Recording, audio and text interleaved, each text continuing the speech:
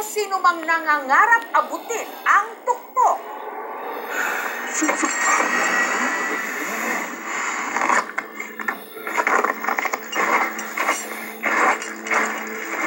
Kailangan mo nang lagpasan ang sukdulang pagsubok.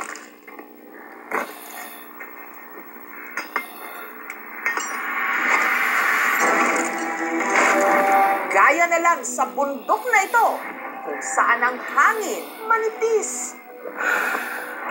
Ang lamig nanunuot at ang trail o daang tatahakin, buwis buhay.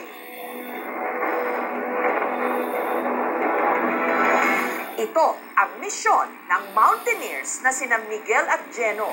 Ang abutin ang pinakamataas na bundok sa buong mundo, ang Mount Everest sa Himalayas. Kahit buhay pa nila ang kapalit. Ang lalalim ng mga bangin. Hindi mo makikita. Parang ang sabi nga ng mga Sherpa ron, impyerno na raw eh. Kahit sumigaw ka, walang makakarinig sa'yo pag nahulog ka rin.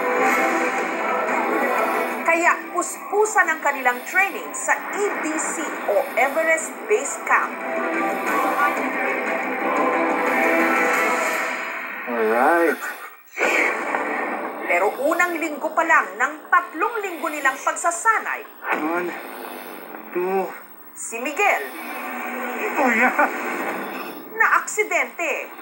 nadulas ako sa yellow na part, tapos tumama yung tuhod ko sa outer pants ko na makapal, tapos ito yung panloob, yung dumugo nga. sobrang sakit, tapos naramdaman ko pa may tumutulog sa loob na dugo. Alright, so ganito sitwasyon sa Camp 4. Ano na motor ko? Ano po yan? Kahit mo. Natakot ako, baka hindi na ako makatuloy sa Everest. Sabay pa kaya nilang maaabot ang tuktok ng mundo?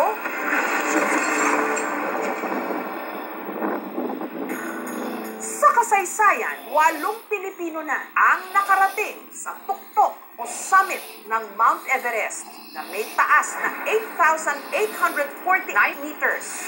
Nasa pagitan ng mga bansang Nepal at ng Tibet Autonomous Region of China. Angas! Nasa summit na ako! Taong 2006, nung unang narating ang tuktok nito nina Dale Abenojar, Leo Oracion, Pastor Emata at ni Romy Garduse. Buhay ang Pinoy! Nung sumunod na taon, napagtagumpayan din ito ni Noel Wenceslao, Karina Dayundon, Janet Bellarmino at Reggie Pablo. Mula noon, hindi na ito nasundan pa.